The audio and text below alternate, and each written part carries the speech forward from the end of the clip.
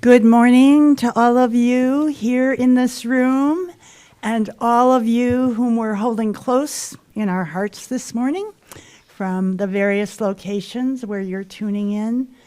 It is, as R.L. said, a cozy morning in Idaho, soft and moist. The birds are singing, the daffodils are blooming. I'm loving spring.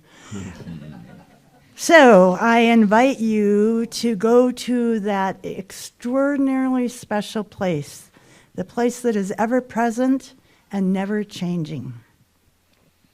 I know there is an incredible life force, Father, Mother, Spirit, God, the isness, the allness, the order behind the cosmos.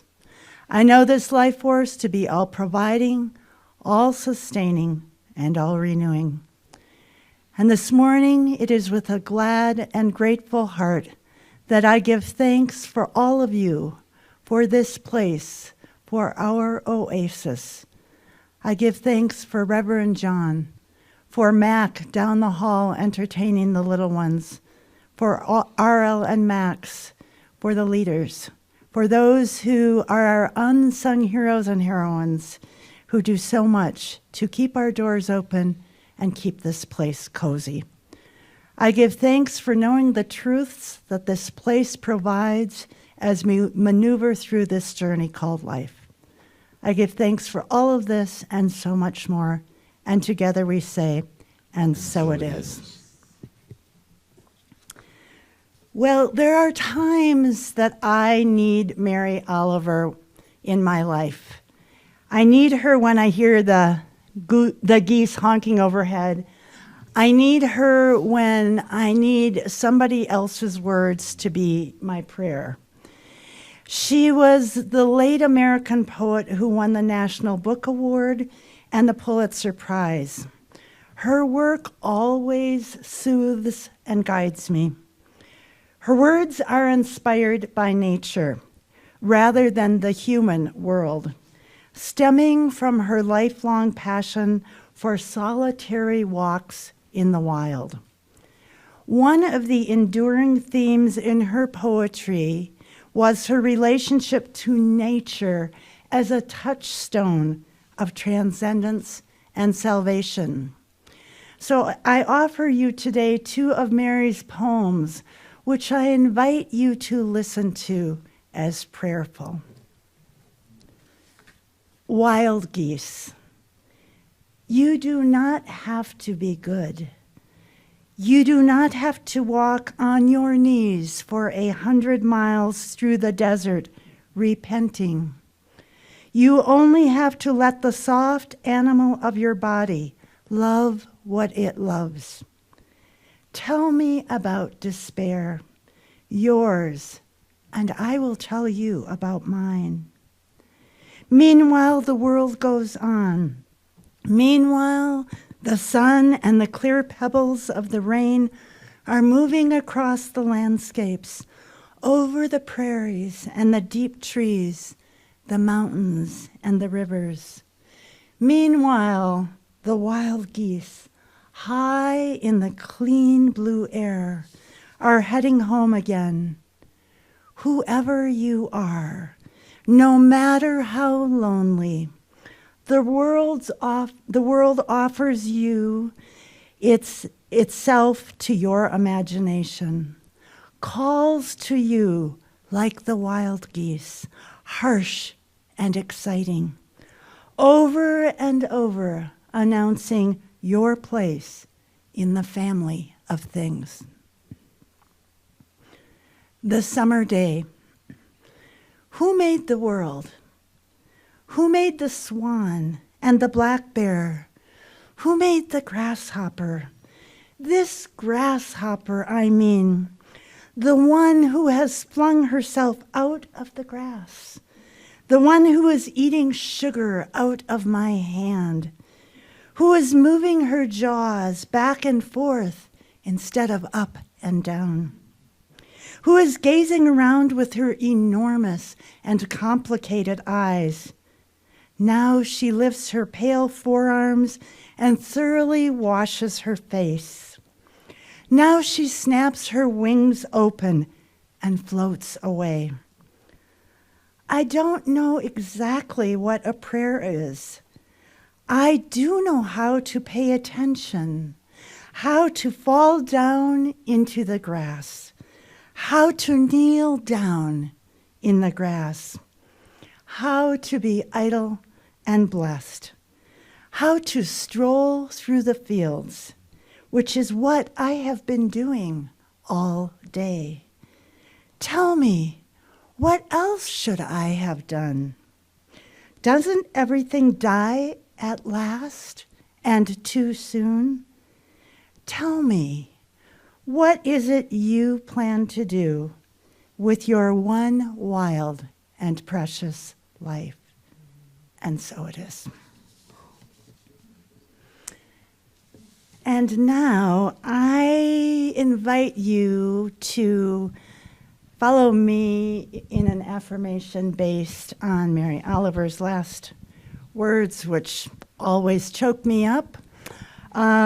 Let's just revise her words slightly and say out loud in a prayerful way, follow me if you will.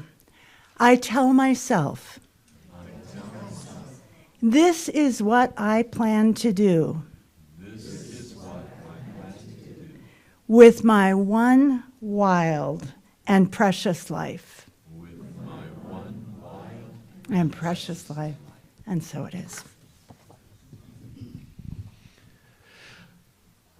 Well, it feels like we should just sit for a bit. Thank you. Good morning, everyone. Note to self, Mary Oliver and Marcia Mode-Stavros, a good pair. Oh, man. That's lovely. How's everybody doing? Good? Yeah, it's a full day at the end of a full week. Max and I have been traveling around Idaho this week. Wednesday we were in Jerome with middle schoolers for a middle school large ensemble festival. I got to go and accompany Max's choir. And then yesterday we were in Caldwell for the state high school solo and small ensemble competition. These were all kids who had made it through a district competition to go to state. And so Wood River High School had a couple of string players and a singer who were competing on the state level. And boy, I learned a lot this week. The middle school experience in Jerome, Max, one of the last things he had said to the kids was, you know, how you walk in the room makes a difference. You really are performing from the second that you enter the room. And a miracle happened. They walked in the room very quietly and very poised. This was the same group that had just eaten at McDonald's, where I was sitting outside. Max was at Subway with the rest of them. And two gentlemen walked out of the McDonald's and looked at me and said, there are a lot of kids in there. And I said, I know, they're with me. I'm sitting outside. And one of them said, choir? I was like, yes. And they said, Wood River? And I was like, yes. Then I realized they all had WRs on their sweaters. And so it wasn't quite such a miraculous thing that they knew. But here's the thing. I went in and said, I would love to leave this place cleaner than it was when you got here. And they did. And it was time to line up and go in to sing. And it was clear in our warm-up just before that this mattered to them. And they walked in, not just quiet, but chests up, proud. They got on the risers, and you could see them checking their spacing just to make sure it was just right. And so what's the first thing that the adjudicator said? We try not to judge a book by its cover. But you walked in the room, and I thought, oh, I can't wait to hear this choir sing. That was one of those magical full circle moments where you want to slip the adjudicator, a $5 or something and go, thank you. But it was truth. So fast forward to yesterday, and the string players were all grousing because they had heard that the string adjudicators were really pretty mean and were being pretty gruff with people. And so I said to them, that's good to know ahead of time so you can be ready for it, right? I said, because that's not on your plate. right? You aren't in charge of making sure that the adjudicators are nice. It's not your job. Your job is to go in and play some music. And if they are nice, well, good. And if they aren't, that's on their plate, not yours. That's not a reflection of who you are, because they're already rumored to be sort of grumbly. So you didn't cause that. You didn't create this rumble. It was a good week of being out and about Idaho. Yesterday in Caldwell, I don't know, there were blooms on trees and things. It's on its way, y'all. It really is. It's creeping in here. We're going to have all of that happening. And look, isn't that beautiful? Thanks, Bob and Nina. I should sing songs.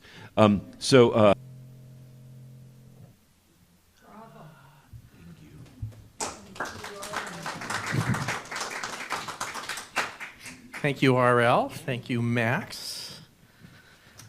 Morning, everybody here. Good morning, everyone at home. Thank you for joining us today. I actually didn't think we were going to see our lawn until June. It's a miracle. We can walk out there. It's amazing. I mean, for those who are following it, especially after we have our roof shoveled, it was like couldn't see outside. So, as I have mentioned in the past, I'm a little obsessed with TikTok. Does anyone even know what that is? I'm trying to show you how superior I am at my advanced age, because it's supposedly the much younger person's. But I'm going to tell you a little bit about it and why I'm obsessed and what I have been just blown away with this week.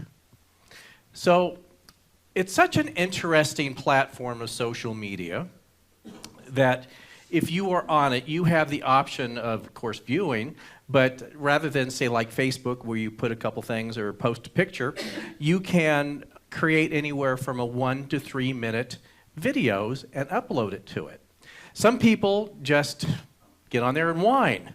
Other people are really creative and do special effects, and it's really kind of amazing. But here's how this works. So let's say I challenge you all right now, everyone, to get your phone out and get the app, and you would start getting these little videos at random.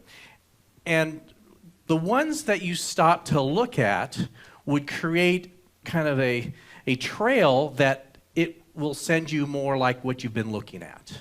So it's truly like a new thought app, because anything you think, in a sense, and believe in and want to see will come your way. It can be all about just watching dog videos. It can all be about things you don't even care about or want. But of course, you're going to watch what piques your interest. What's also interesting is that that you will see things there that you won't see on the news. A couple months ago when there were great protests in Iran about women's rights, there were people in the crowds filming it, and you were seeing it, and you weren't seeing this on the news. And things like that are amazing. And then there's cat videos. So what I'm saying is that it's everything. And so what I found too, like say I'm in the mood, like, oh, this was fun, and all of a sudden it's starting to like send this, like, well, I don't want to see this stuff anymore. It's like, but it saw that I saw it, and so like it's saying, well, John wants more of this. So it really is a lesson of thoughts are things, and it's a display of how it attracts into your life. But here's the thing I wanted to talk about. So I have met through this, not really met, viewed, this amazing man, Ryan Nealon, who is a vocalist. And he's, I don't know, late 20s-ish. His story is that he's now has lived in Los Angeles for a few years and has been trying to break into the music business. His voice is amazing. In fact, I'll tell you how to go to YouTube to hear something of his. Just amazing. And he did something, he writes songs as well. And he wrote a song that he purposely would put himself out there to be very vulnerable. That he talks about in his little side videos how he has what is called a body dysphoria, that he is basically ashamed of how he looks. And there's practically nothing that he's found that can make him believe that he has any physical value. And this song is about this. And it is so, I mean, it is one of the most vulnerable and most beautifully sung songs I've ever heard. And again, everyone at home, look him up, Ryan Nealon, and his song, this is called Feel Good, and it's on YouTube as well. You don't have to like mess into TikTok, because that's scary. You go to YouTube and watch this.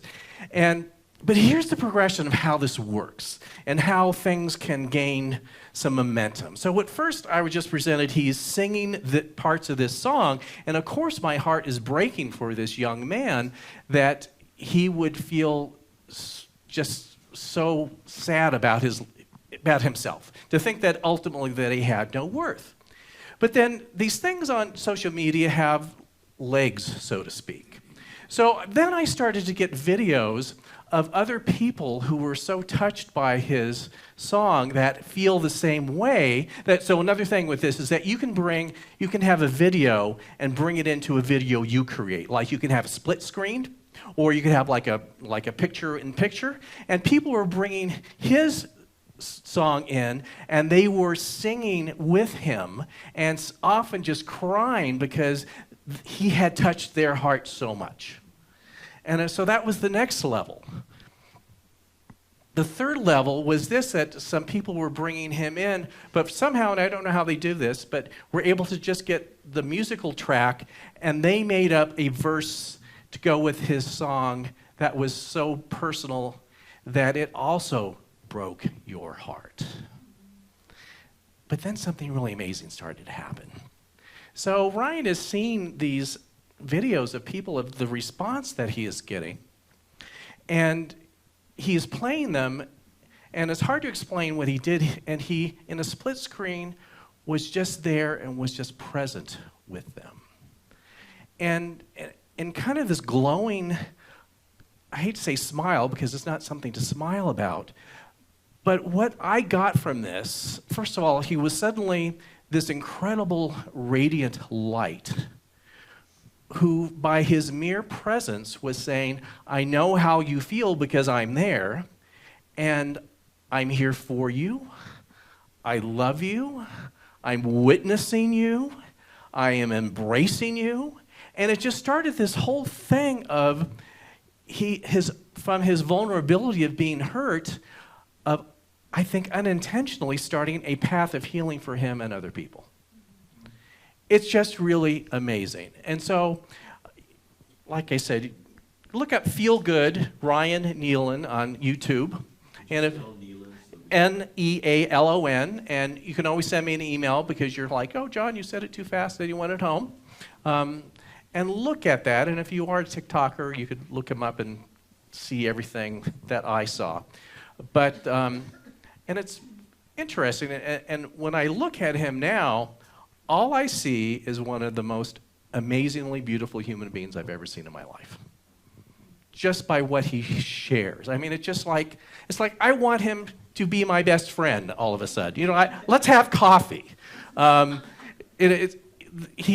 In the song, he released a second verse of just being disappointed in like making a date with someone and being stood up at the restaurant.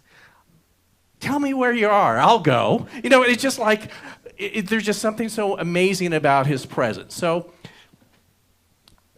the reason of talking about this today, this month we are talking about what we call the dark and the light in our shadow selves, and how most of us carry a certain amount of baggage. And Ryan very publicly showed us what he carried. And baggage that how do we collect this baggage along the way? I mean, how does it get here? And what does it create for us? In this, I've revisited kind of a classic book that I'm sure many of you read in the late 90s, which is The Dark Side of the Light Chasers. Do you remember that one? It's a classic. It's about the shadow self by Debbie Ford. And so I'm slowly rereading it this month. It's like one of those books that you go back to, and yeah, it's still very relevant. And she talks about what Jung labeled as the shadow self. And she gave a couple quotes from him. And he said that Carl Jung referred to as our shadow selves, he saw the shadow as the parts of our personality that have been rejected out of fear, ignorance, shame, or lack of love. And he went on to say, the shadow is the person we would rather not be. So we create these kind of alternate personas that of around lack of self-worth and shame and how could I have done that? And we beat ourselves up for sometimes doing things without much thought. And so the thing is, well, how do those things get there? What can we do about it?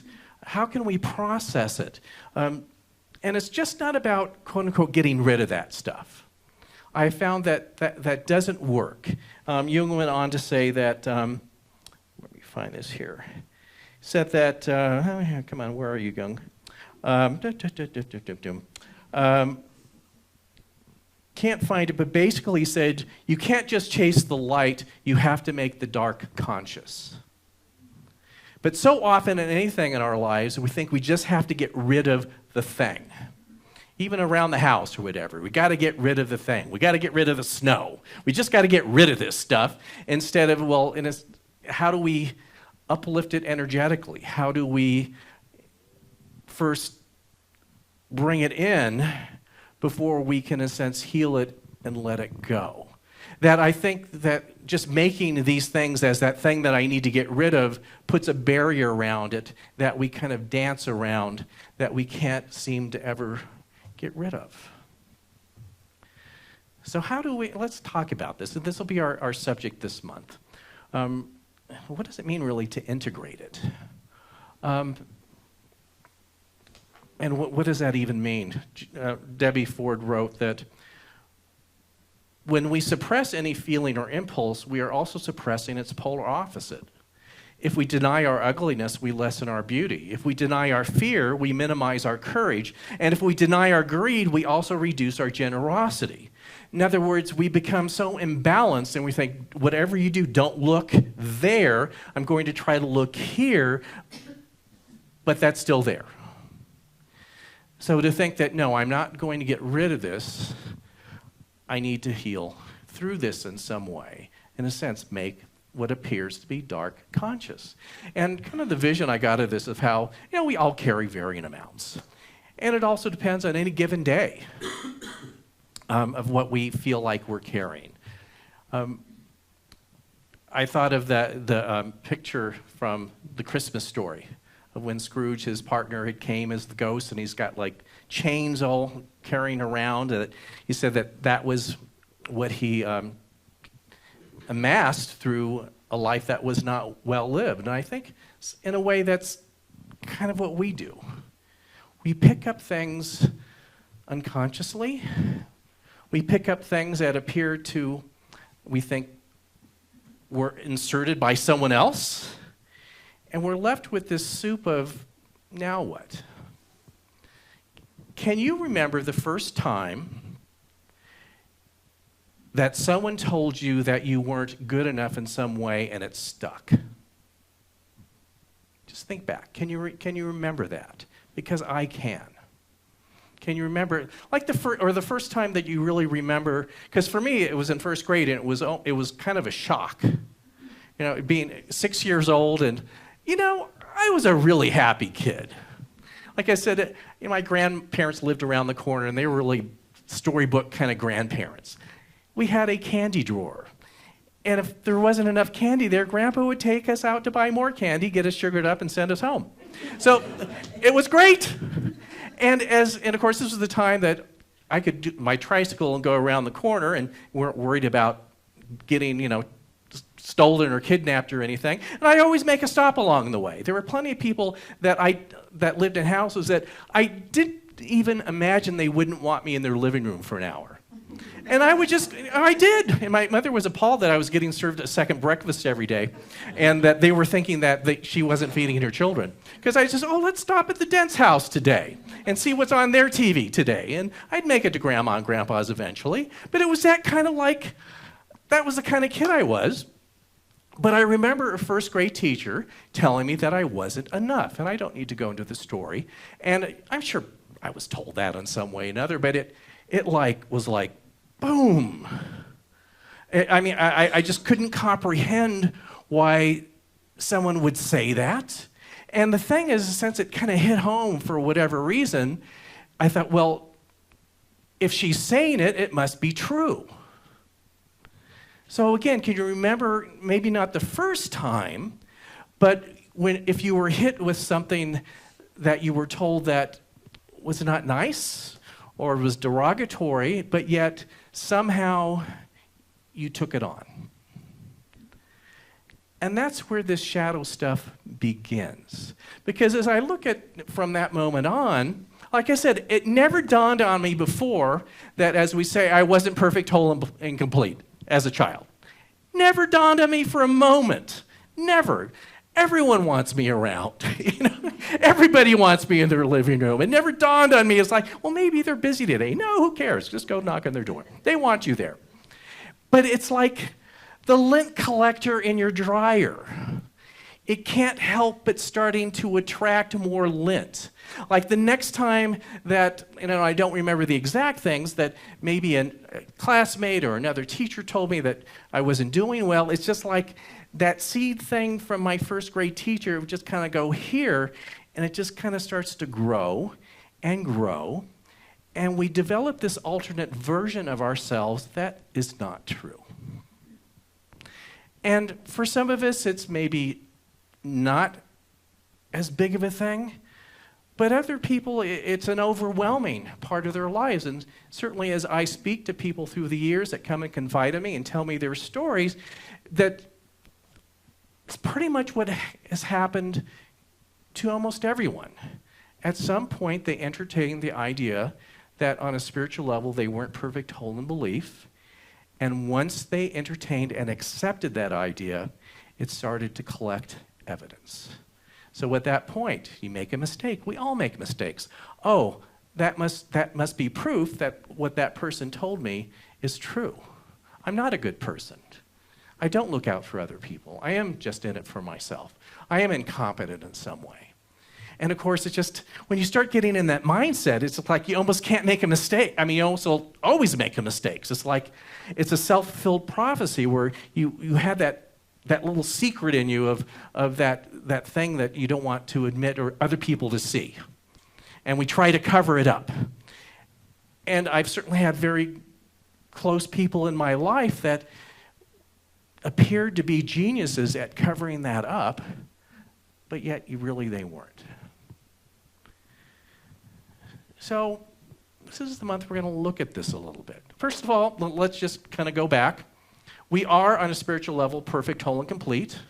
The power and presence of the divine is within us at all times. As humans, we make mistakes, but yes, as humans, we can make amends. Your mistakes are not who you are. They're things that we did that we are here to learn from.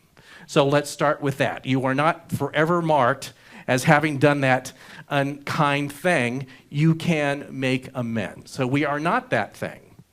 So part of it is to kind of bring it in and not make it that scary thing and elevate it as part of us before we let it go. And part of this thing might even be a path of forgiveness for ourselves and others. The last few years, as I go back to my first grade teacher, I think, what was she carrying to say something that unkind? No, really, what must she have been carrying? And not to make excuses for it or to say, oh, well, that's okay. Just like, and I think of some crazy things she said in first grade. I mean, even I, at 6 years old, knew that there was something wrong with it. At sixth grade, like I said, you're usually like, oh, I'm up for everything. And she'd say something, it was just like. In fact, I was talking to a friend of mine a few months ago who I've known since first grade. He says, there was really something not quite right with Sister Mary Francine. He says, I really am really clear at that now that we are later in life. There was something quite off with Sister. And who knows what it was. And part of it is to know that people who helped implant those things, boy, they had work to do on their own. And that's part of our process of releasing it and letting it go. The other thing is to begin to replace it, or as we elevate it, put in what is true.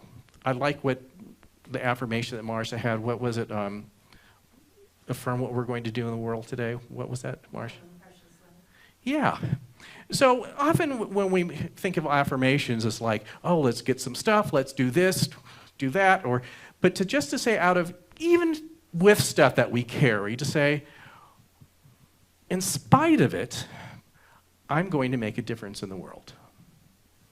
Doesn't mean you're going to cure cancer, necessarily. It means that you can show up as an elevated consciousness, or as it was said here, to bring consciousness to the dark, that you can do that. You don't have to have an exact agenda, even, of like, well, it has to be this or it has to be the other. It's all about how you show up and the intentionality you show up with. And not necessarily the intentionality to do a specific thing, but that you know that through your presence, you can make a difference. And here is another little trick to pull you out of it a little bit. So we just finished an 8-week class that has been amazing, The Power of Your Word, which is about the power of prayer in a way different than you have most likely been raised. In other words, I was raised, again, by Sister Mary Francine, say that you put in your order to God and you hope that you get it. It's like, is it here yet? Is it here yet? Except prayer is not about changing anyone else or bringing things to you. It's about changing yourself. And as you change yourself, you draw a different experience to you. That's how that works. But here is something kind of amazing. So when we do prayer for ourselves, sometimes we just can't break through the junk that we carry. Have you found that out? Well, especially if you're in a real funk or you're having one of those weeks. There are some Monday mornings especially that I think I could just pull the covers over my head and stay here for a while. That I feel depleted. It's like, do I have anything left to give here? And you think, well, how do you just kind of elevate that consciousness?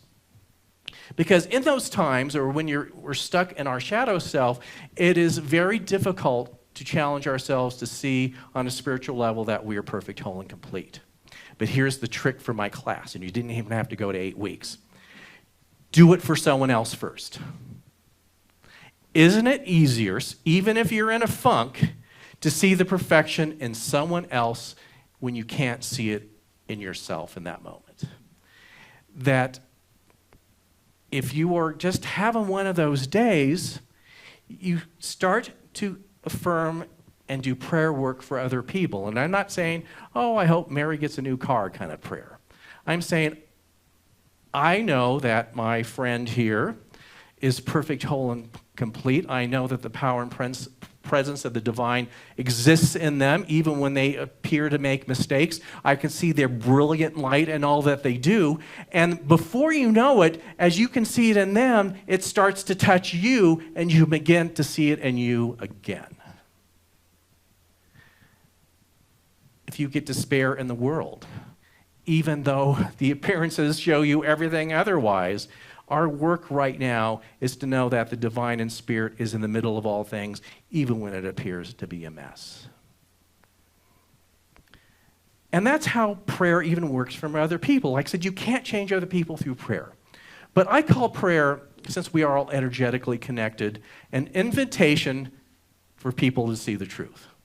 And it's not an invitation for them to have the same opinion as me, as much as I would love that. The invitation is, if someone I know is having trouble seeing their perfection, I know it for them first.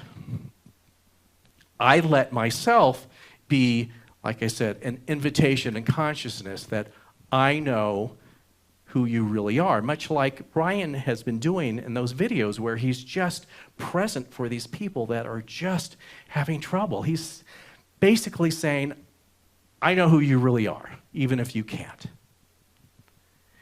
And I've talked about this a lot, that as people come and talk to me and tell me their story, and I would never, in a sense, deny the difficulty or story that anyone is having. And a lot of times people say, oh, well, the physical world is an illusion. Well, not if you exist in the physical world and happen to have a body.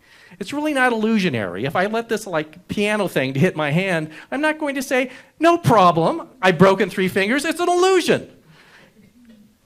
If anyone is in physical pain, I'm really invested in not having physical pain. So we are here and experiencing it. But as I am hearing people's stories, my job is to not be at the level of the story. In other words, at the hurt. Again, not to deny the hurt. My job is to, in consciousness, elevate where we go. And that if you are telling me a difficult story you're having, on one part of me is right there with you. And all the empathy that I can muster. And another part is proclaiming that this is not the truth. This is not who you are. There is something that, a power and presence within you that is so much more that I recognize this right in this moment. And I know that as you can recognize this, whatever difficulty you're having, you will be guided out of it. We don't stay where in the mess that we are. Again, it's real. We will need to work ourselves out of this. But we can only, in a sense, bring consciousness to the darkness once we hold a greater truth of who we are and where we are. I don't know if I shared this, but in some of the reading I've done this last month, talking about prayer again, it says prayer is not asking to receive help. Prayer is asking to see the help that is already existing right there in front of your face. Help is always there. Guidance is always there. A way through is always there. And it doesn't mean that on a human level it'll always lead us to a place that I would prefer today. But there is an appropriate way through. And in any experience that we have, like today in the world, post-pandemic, like what are we doing? I don't know. To know that on a human level, I don't know what we're doing. But I know help is available right here. I know guidance is right here at all times, and that I am consciously, as they say, open for business for guidance. Because a lot of what I've done on my own steam hasn't worked too well. So I am open, and I'm willing to let go all that stuff that's hanging on and the way that maybe I used to do something else. And I don't know if I shared this visual that I probably did, but I'm going to share it again because I'm using this every day. This is my visual before I go to sleep every night. So the whole point is to be open and available for guidance and not hold on with a death grip everything else you've been doing that hasn't been working. Can we agree on this? It's like, if it's not working, maybe we should bless it down this road a little bit. So in some of the reading I've been doing, the author was asking its readers to, in letting go, to have this visual of an altar, where you would put on the altar that which you were ready to give away. And I thought, well, that's lovely, but... So here's what I do every night. I have an altar in my mind. I'm in a moving van backing up to the altar. And you know how when you have a moving van and you hear the beeps go beep, beep, beep, beep, beep? And then I go to the back of the moving van and I'm just throwing boxes. I just am not even looking in boxes. Don't you all have boxes at home in your garage that you haven't looked in 10 years? And you think someday I'm going to look in that box? Throw it away. It will not change your life if you don't throw it away. So I think that even in conscious, well, maybe I should look at that belief, or, oh, I really like, no, throw it away. Just without even looking at it. Use this for this week and tell me if it works. Again, you're in a moving van. You back up to the altar. You get in the back, and you just throw the hell out of the back of the moving van until it's empty. The next day, it might be full again. You've got a lot of work to do. I've got a lot of work to do. Keep the van empty. Just think of that. Indiscriminately throwing away that which doesn't work. And that's how I go to sleep every night. I unloaded the van yet again. It filled up during the day, amazing as it was. You can keep emptying out the van. So that's part of the invitation for this month. It's not for us to like, oh, the shadow self, that stuff I've been carrying. It's like joyfully and gleefully let it transform and throw it away. We could, oh my God, it's so terrible that with my first grade teacher, who cares? Throw it away. Just throw it away and make room for whatever else we're making room in the world for right now. Because that's where we are in the world right now. We are unloading the van worldwide. It's messy, and sometimes you'll throw your back out. Keep unloading the van. Don't stop. Take Advil if you need. Keep unloading the van. So let's just take this within for a few moments. And let's just give thanks for the power of choice. Let us give thanks for that which we have been carrying up to this point, because it has given us the ability to learn certain lessons. Lessons of great joy, lessons in despair, lessons in grief, just lessons, but we have learned the lesson now, and we elevate it in consciousness. We embody it in a sense as a way to elevate it and let it go. It no longer has a hold on us. And as we can see the perfection of divinity in other people, we use that as proof that it exists within ourselves. There's no squishiness in that. It's not true just some of the times. It's true all of the times. And as we elevate in consciousness, we empty the van. We don't need it anymore. In fact, we may never have needed it. Just imagine now, you're in the back of that van, and it is empty. It is absolutely empty. You are free. You are free to be an expression of spirit in this life on a level that you've not allowed yourself to be before. You are free. So we give thanks for this, and in our thanksgiving, we also release this and let it go. It's done. It's complete. And so it is.